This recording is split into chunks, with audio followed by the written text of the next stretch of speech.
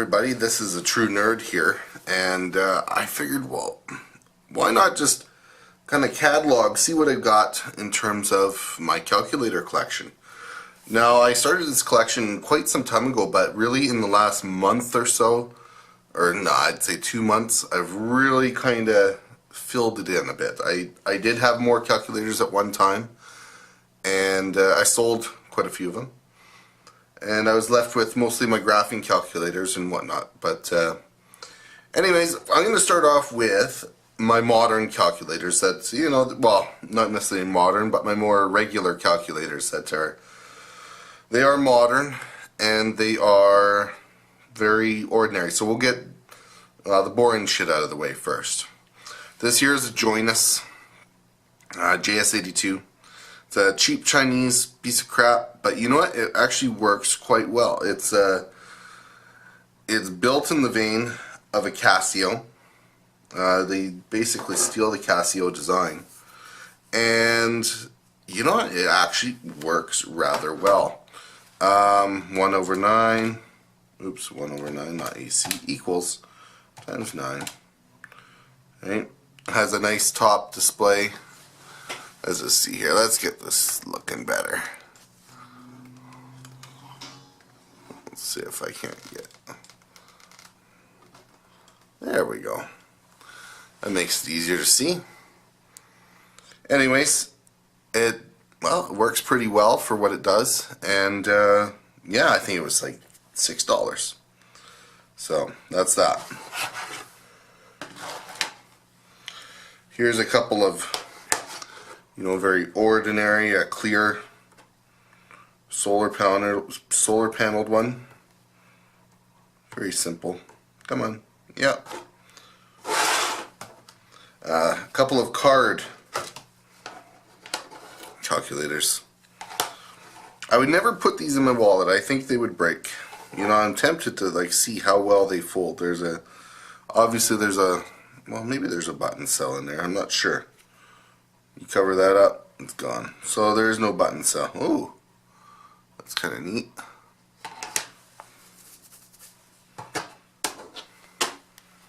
Let's take a look here.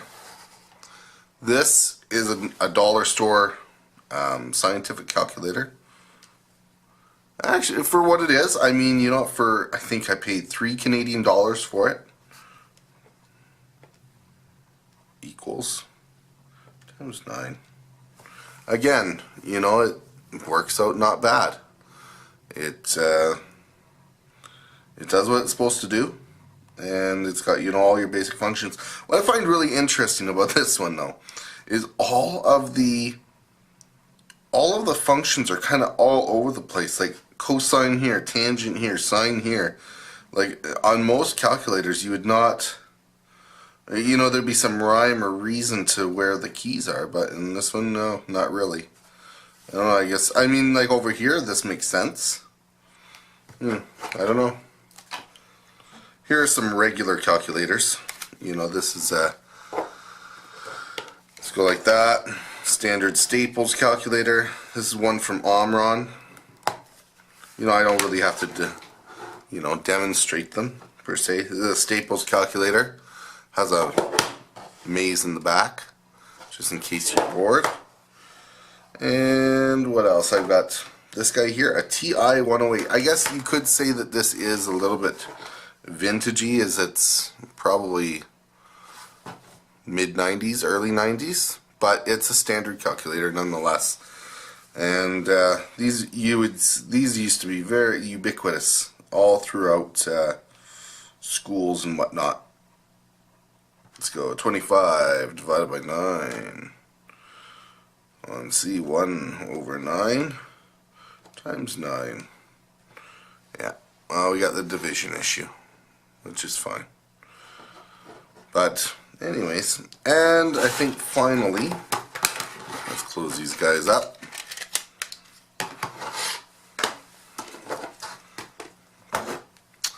This is a recent addition. Is a Casio scientific calculator. They make some really nice scientific calculators these days. Surprisingly. Well, not surprisingly, but I'm looking at getting my hands on one of those 991EX, the Class Whiz, but this is not it. 1/9. I mean, you have that nice, you know, it retains a fractional statement. It does not retain, say, the square root of 2. Oh, it does. I am wrong. Let me think here. What else? 1/7 plus the square root of 2. Oh, okay. So it keeps it all in a symbolic notation. Times 2.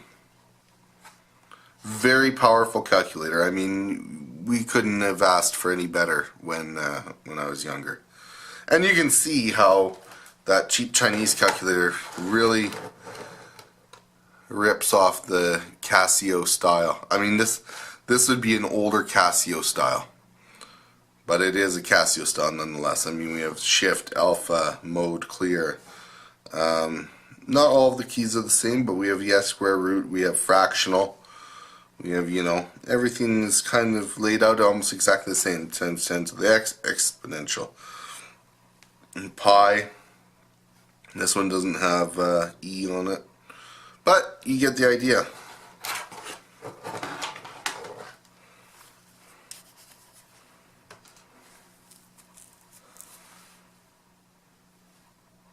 Okay, now to take a look at some of my well, my normal calculators, but vintage.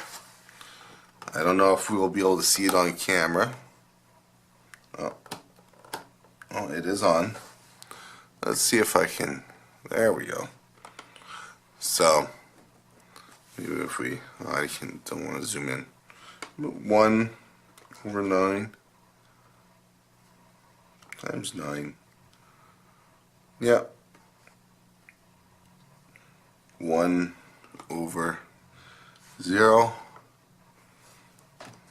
Yeah, it doesn't like that much. Doesn't error out. Well, that's an error, but yeah, for sure. That's a Radio Shack. This one is, if I recall, this is circa 1982, something like that, or 79, something like that. Here's another one. Sears. Now it's hard to see. This is another LED one. They're very hard to see because they were, you know, they were good on power compared to a VFD, but very narrow view screen. So go, oops, sorry, 1/9 times 9. See, this thing, well, let me see here. It does some weird stuff. Over 9 equals times 9 equals. Right, but, oh, here, watch. Let's say I go times 2. Okay, that's correct. Now I hit equals again. Sometimes it'll do bizarre things, like, let's go 23 times 63 times 36. Yeah, see, if you hit it again, or you do something, you hit multiply twice, it'll cough up garbage.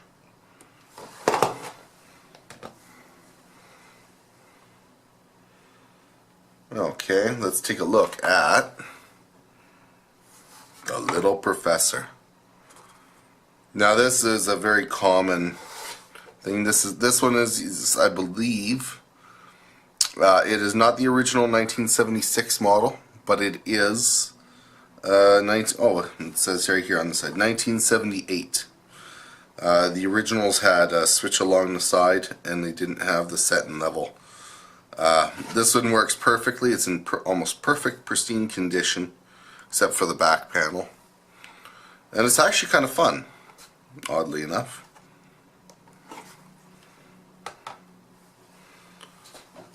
And here we go. I've actually shown this guy before, and we can see the display.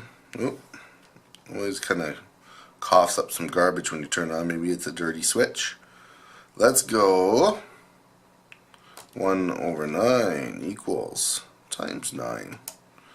Okay, that's my common one. Let's go 1 over 7. That's correct. Let's go 1 over 0. Error. Actually, and yeah, this one actually spits out an error, oddly enough. However, our dear friend, the Casio Personal Mini, let me see if I can get it to show. So you'll see 1 over 0 equals, and it just coughs stuff up. If I show the register, it's counting. So it's like trying to divide by 0 and it's showing an iterator. I don't know why, but that's what it's doing. But this is a nice little unit. Feels good. I do have a video on this already, so check it out. And finally, for my more vintage things is almost over here. Let's take a look. This is the Microlith Memory 4, another VFD display one. I think I can see it in the camera. Let's go 1 over 9 equals times 9 equals 1 over 9 equals. Some of the buttons are very dirty. Okay, well that's pretty standard. Let's go 1 over 0. Yeah, it doesn't like that much. It's not happy with that. So, but it does work.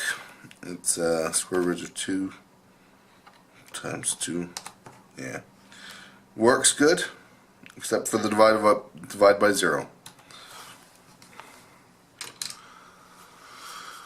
Okay, so I guess what's next? I have a variety of I guess they are vintage. They are from the 80s, but more or less standard calculators, scientific calculators. Here we go. We have the Easy Made EL838. Very basic calculator. Feels good. Rubber buttons. Nothing really to write home about, but hey, what can I say? It has percentage function. Clear memory, has four button memory. You know, everything you need to be excited about. Let's go. Again, another 80s. This is in solar. 1 over 9 times 9. And you see 1 over 0. Error. Good. Percentage, plus minus, memory recall, memory plus. It's all good.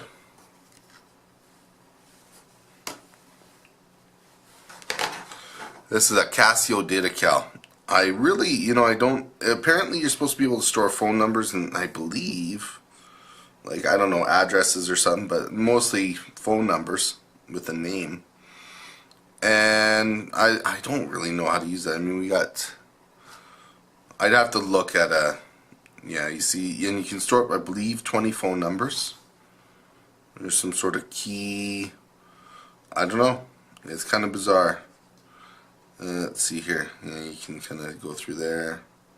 Off, on, 1 over 9 times 9. Yeah. 1 over 0. Error. That makes perfect sense. This one I believe is a late 80s calculator. Doesn't say. But, yeah.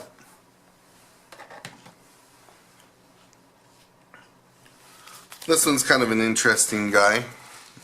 It's an enamel, or like steel and enamel. It's just Mickey Mouse. But I bought it in a lot with 2 of them. This one's still in the package. Fresh and new. So now I had to peel out of another package. I mean, interesting. It's kind of interesting. It's a Taiwanese calculator. It's got these ivory buttons. It doesn't have the labels on the buttons. Otherwise it works fairly well. I mean, it has your standard flaws. Oh, that's weird. Hang on. 1 over 9 equals times 9. Oh, okay. Yeah. 1 over 0. Yeah, error. There we go.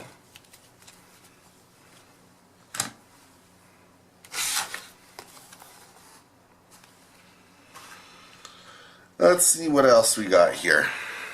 Well, this is an old, well, this is, I would believe, actually is probably early 90s Sharp. I haven't looked up the years on all of these, so as you can tell. Solar calculator, very standard. I remember the style, the rubber buttons. They feel good, but they don't have, they're not very, not very positive. I never really liked them because your finger can't glide over them. Not that I use calculators to the point where I need my fingers to glide over them, but still, I don't know, I always feel like I'm hitting something.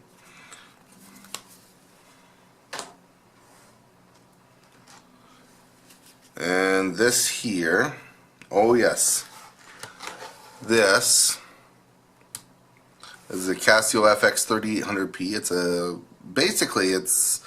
Well, it's a scientific calculator, but this one was fresh in the box.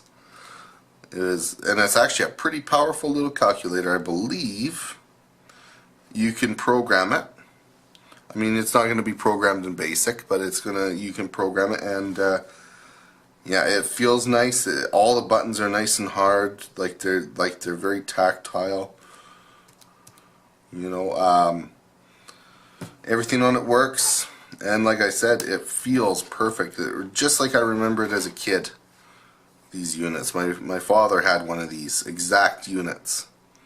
And this one was mint in the box for 30 bucks, which is a pretty good deal. And let's take a look here. I have this guy here, a Lloyd's Acumatic. Go on. 1 over 9. Okay. Times 9. Yep. And we go 1 over 0. Error. Okay.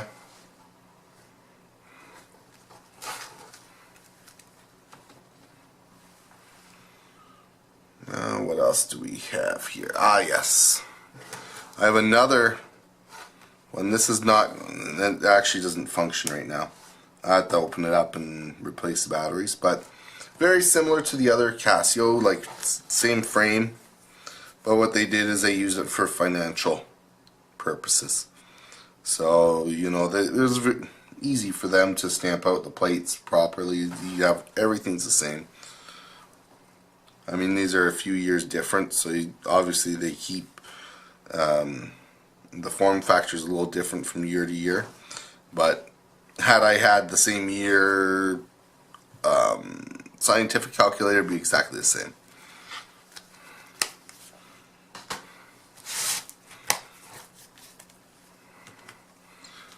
And finally, we have a Radio Shack branded calculator. This one would have been yes, it would have been a Casio as well. A rebranded Casio, I believe. 1 over 9 equals, oops. Hello. 1 over 9 equals times 9 equals. See, this one returns to 1. I think there's a learning function, if I recall. 1 or over 0 equals error. I guess it's hard to see on the camera. Let's see. Actually, it won't show up at all. That's very interesting. Huh. Very visible to me, but to the camera, it is invisible. Well, I suppose it is time to look at probably my favorite part of collecting calculators, which are the graphing calculators. Let's take a look here. This is actually, I just got this yesterday. The TI Inspire. I mean, this is a powerful calculator. It's I haven't completely learned it yet, but you know, it's very similar to the TI-89 in that you have full symbolic control over everything. You can solve. You have like all algebraic control. What I don't like is this touchpad. Kind of a pain in the ass. Other than that, it's a really wicked little machine. Feels good in the hands. It's, you know, it's meaty. It's got some heft to it, and it's you know, if you had any kind of mathematical issue, you would be able to solve it on here with, well, adequate knowledge. And you know, even the graphing works out good. I think we can see that on there. The resolution is quite fine. But yeah.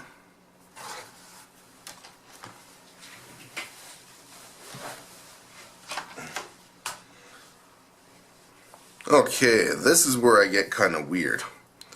I have a lot of calculators this way. I have a lot of graphing calculators.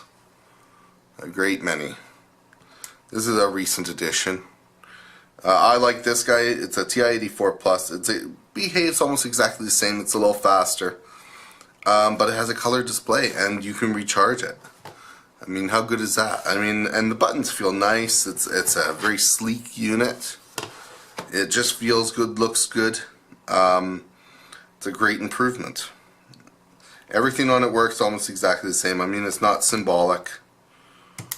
You know, it stores everything as values. But otherwise, I mean, doing statistics, doing graphs, doing anything you could ever want. You can program it, obviously, you know, to do what you want.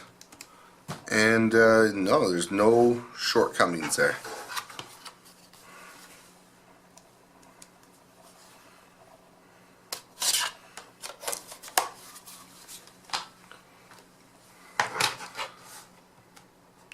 This is the TI-80. This is by far my favorite calculator. This is the first, I believe this is the first graphing calculator that Texas Instruments made. And it's one of those ones that, you know, you can kind of see it thinking. The sine of 25. You know, it takes, oops, the sine of 25. You know, you can kind of see it taking its time to do things. Let's go sine, cosine, tangent, 25. You know, I believe the little CPU runs at 900 kilohertz, and far less resolute screen than the next one, which would be the TI-81. And the TI-81, basically all the way up to the TI-84, I believe they keep the same resolution. And they just upgrade the CPU and software and stuff like that. So let's take a look at them.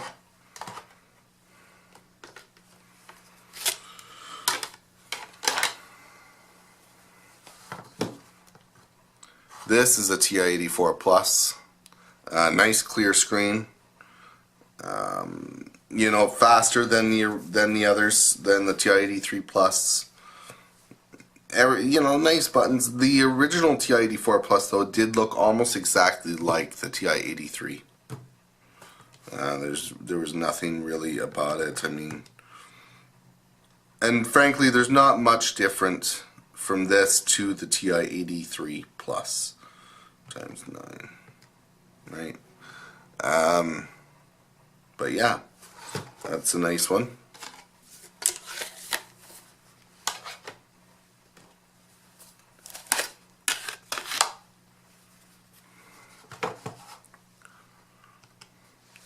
This is the TI-89. You can tell it has a much more greater resolution screen than the TI-83s or whatever. It also has algebraic handling, so 1 over the square root of 2. It'll keep it in symbolic notation. Integers can be, I believe, 500 digits long, right? So you know, you can have an integer that long, and it keeps it, it stores it that way. So it is, you know, you're dealing with large integers, this is the thing to use. It is a little bit wonky with its algebraic solve sometimes when it gets too deep. The TI Inspire is a lot better than this at it, but you know what, this has saved my ass before in the past. And this is the original one I bought 2003, I believe. So I have a particular love for this calculator.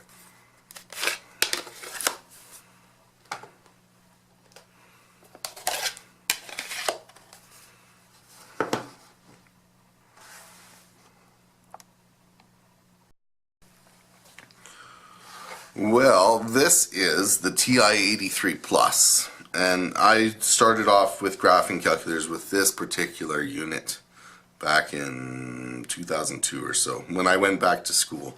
And it was this exact calculator. Programmable, fun, you know, it's a sturdy device. I mean, I know Texas Instruments overcharges for their stuff, but man, do they build it sturdy. So, I mean, it's lasted a considerable period of time, and it's always served me well, and it's got a nice clear screen. What more can you ask for? Come on, the keys are a little sticky. They need to be worked in. They've been a little bit, this poor thing has been sitting for some time.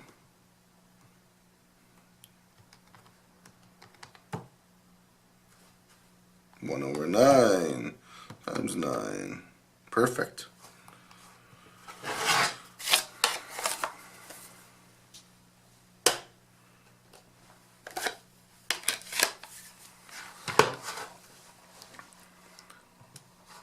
This is a TI-86. Now it's not, frankly, it's not my favorite calculator. Apparently it does have some algebra functions that are not present in, like, say, the TI-83. To be perfectly honest, I don't know a lot about them, about this calculator. I only bought this to complete the collection. I never actually sat down and tried to figure out what is different about it. Maybe somebody in the comments can say something, but frankly, it's a good calculator. It's you know, just like all the others. One thing I would say though, I find it weird are the soft keys, right? And you know, generally with the other ones, the soft keys are labeled completely, and they have their functions. But these ones, I don't know, like edit, okay, edit. You know, it relies more heavily on the soft keys than any of the others, and also it has it has a sloped screen. The TI-81s have that, but none of the others do. I don't believe so. They're all just straight. I know the TI-80 does as well, but it's a strange departure for this one to have that.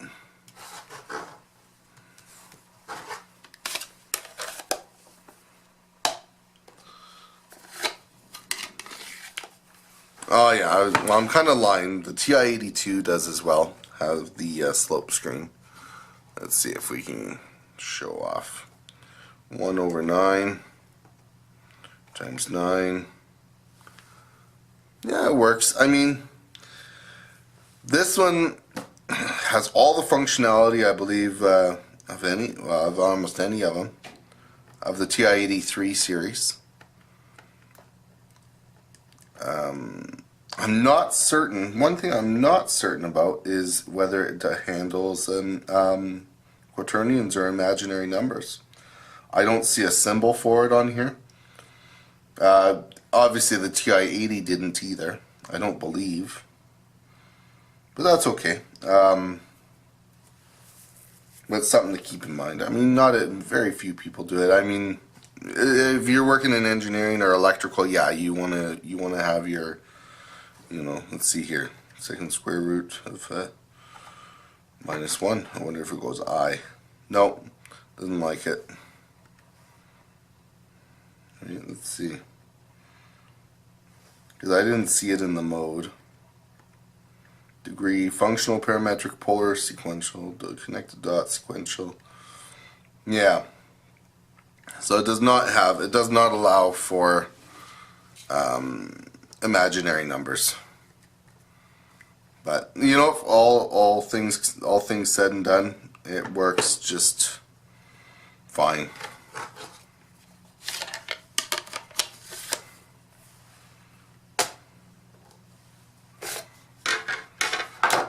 This is a TI-81. I apologize for it being so dusty and dirty. Let's see if I can get it to show on the screen. Let's just see. I don't think that this one has... Okay, normal, scientific, engineering degrees, function, parametric. Yeah, this one doesn't have imaginary numbers either.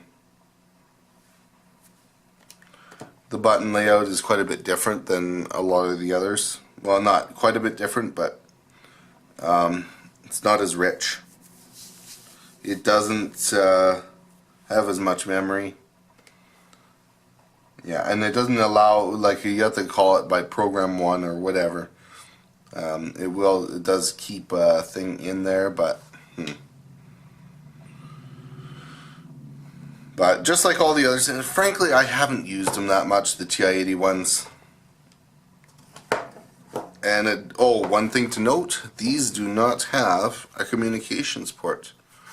You can get TI-81s that have an overhead display, however.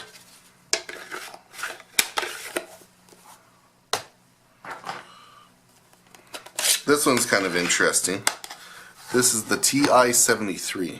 And it's actually, you know, it's with a few little tweaks, it'd be almost a perfect, like, machinist calculator.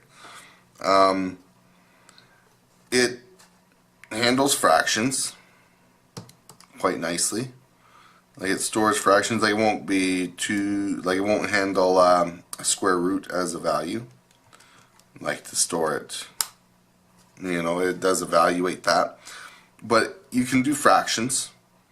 Right? You can convert fractions very easily. Units are pretty easy to do. You can, like, go meters per second, this and that, clear. Instead of, you know, you'll notice that there are no keys here. Let me see here. I did know how. There is a way. Mode. Also, yes, this one does not have imaginary numbers. That should be stated as well. List, stat, trig, text. Oh, you go second like this, and then you can go like this and start doing it. I mean, for, like, you get used to using the keys, this is slow. But I mean, I guess, you know, if you're a kid and you can just, you know, use this. It might be faster or a little less arduous. Oops. Done. Pain. But nice clear display. Has an I/O port. This was like mint when I bought it. I bought it for relatively inexpensively, and it's this is the earlier model. The other ones are kind of like colored differently. I believe they're blue and red, but you know, for a general calculator, it's pretty good. But however, one thing I would say that I don't like, trig functions are stored in the menu. But you know, I guess that's not a big deal. But anyways, there we go. Second. Oh, come on, you.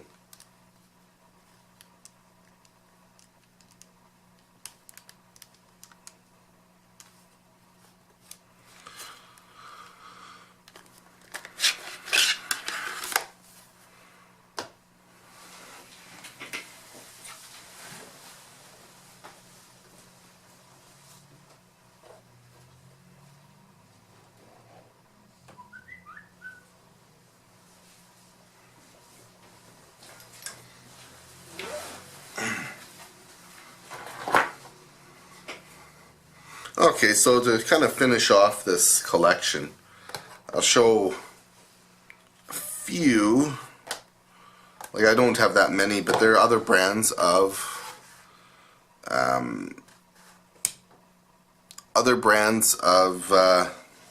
graphing calculators that I've purchased. This one, obviously, the FX7000G, which was one of the, well, I believe, if I recall, it's the first graphing calculator, maybe affordable, right? You know, all the functions work pretty good. Times 9. Oddly enough, it has, for whatever reason, okay, let's say I go the square root of 2, right? Now times second answer. Let's go answer. Now we get 1.99999. I think you can see that in the display. However, let me just see. Maybe my brains aren't working right. But here, let's go square of 2 times the square of 2. And it'll give me 2. I don't know why. It must be when it's calculating, it must store it differently. Right? It evaluates it differently. Must have a deeper register. Don't know. I have no idea why. Getting it to graph stuff is a little bit interesting. You have to sit there and kind of, I don't know if it'll store it in a function. Let's go 3. Where's my x? I know there's an x around here somewhere. Where's my value? Oh boy. Graph range, alpha program. Should be a variable here somewhere.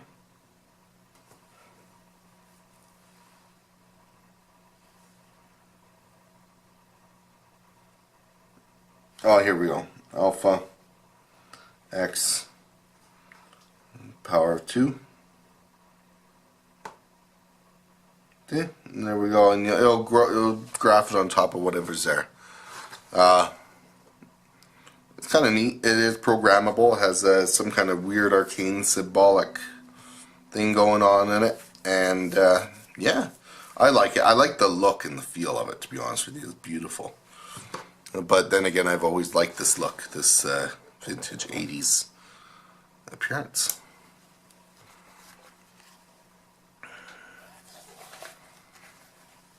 Now, I'm getting a stack of graphing calculators here.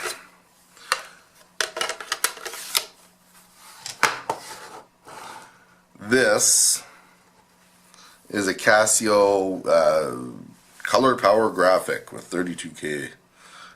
It's kind of a weird one. I don't know if it'll show up very well. It's color, but it's not. It's really weird. It's orange, blue, blurry. It's just blurry. It's always blurry. It's not bad. Like, I don't know if you can see that. Yeah, you can see that in there. But it's ultimately, you know, in the menu, if we go to the menu, you can see colors in there, but only faintly.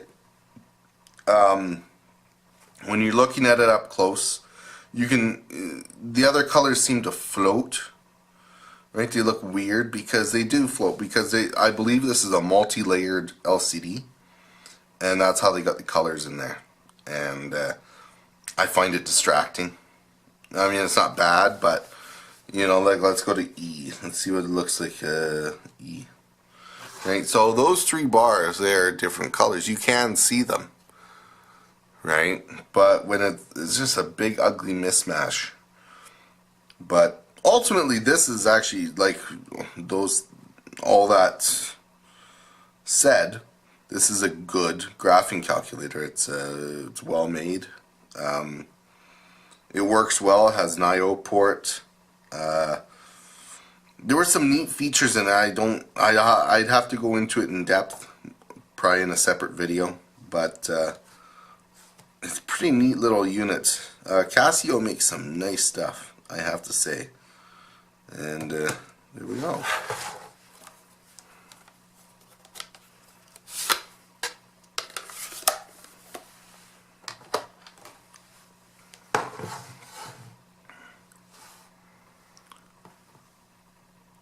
Well, this is the Hewlett-Packard 48GX. I believe this one, I'll be honest with you, I know very little about how to use this one. I acquired this many years ago, and it sat in the basement for a considerable period of time.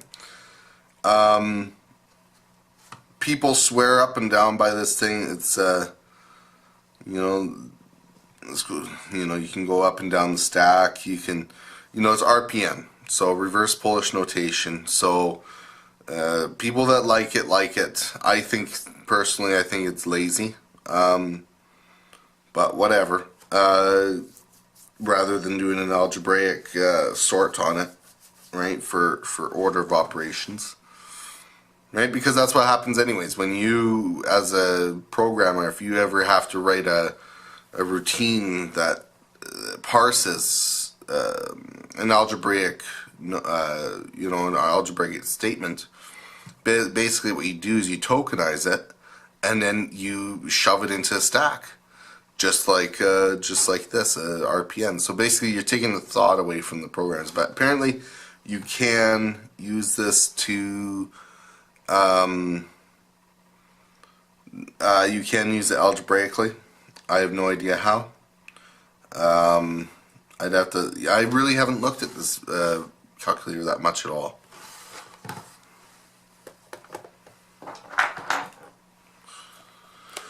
And finally, we have another HP calculator, but this is a less expensive model. But it feels really good. It's a pretty nice unit. It's algebraic. It works pretty straightforward. So everything's there. 20 divided by 25. It's numerically stored, but 1/9 times 9. There we go. See, there is a bit of a flaw, but let's go 1/0. Infinite result, which is actually not true. Anything over 0 is not infinity, it is undefined.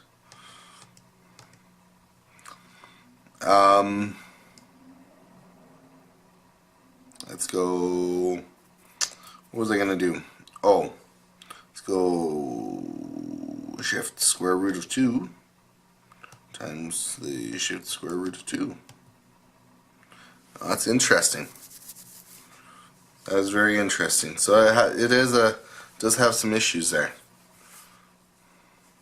Whereas the TIs catch that immediately.